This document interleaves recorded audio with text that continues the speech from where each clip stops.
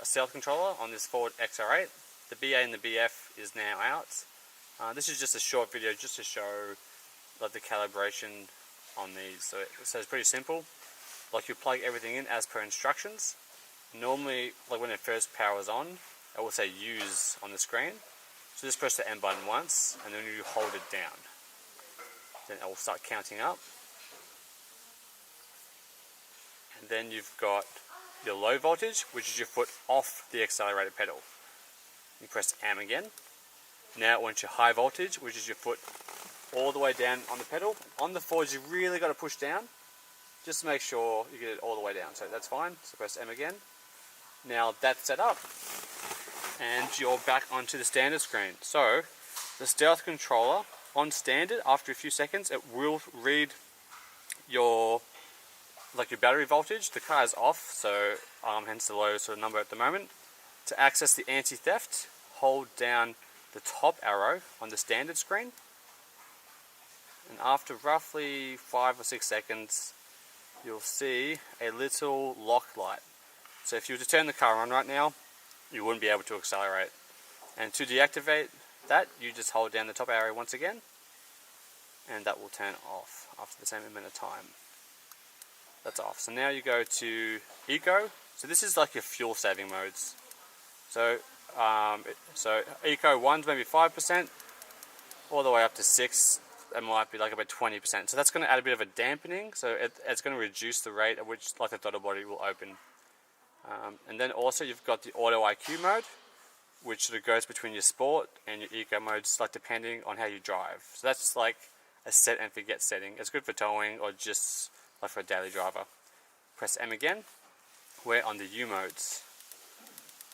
You can always scroll down to the U modes, but basically what you do, you select which one you want, hold the top arrow, it will count up, and normally that would increase your RPMs on idle.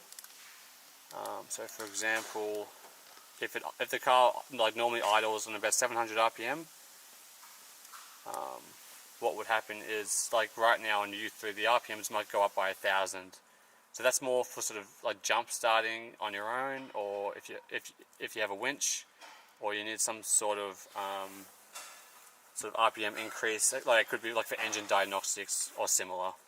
So that's what that's for. So that's all good. So press M again, and then we're on power. So it goes from 1 all the way up to 13.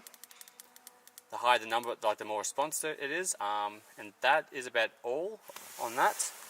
Lastly, on the BA and the BF, if like for example, on like the first time that you install it, if the screen doesn't light up, simply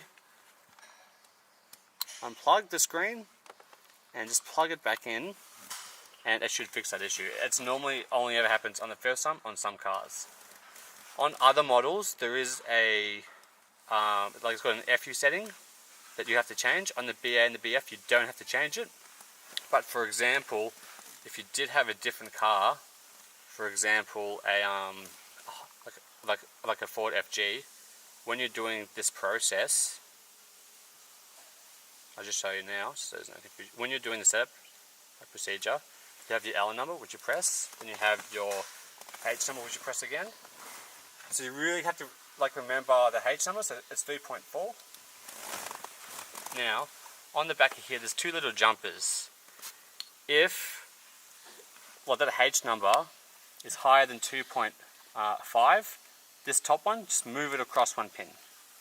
If it's under 2.5, the bottom one is moved like across 1 pin.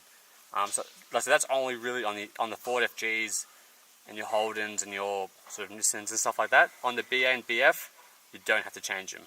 Okay, cheers guys.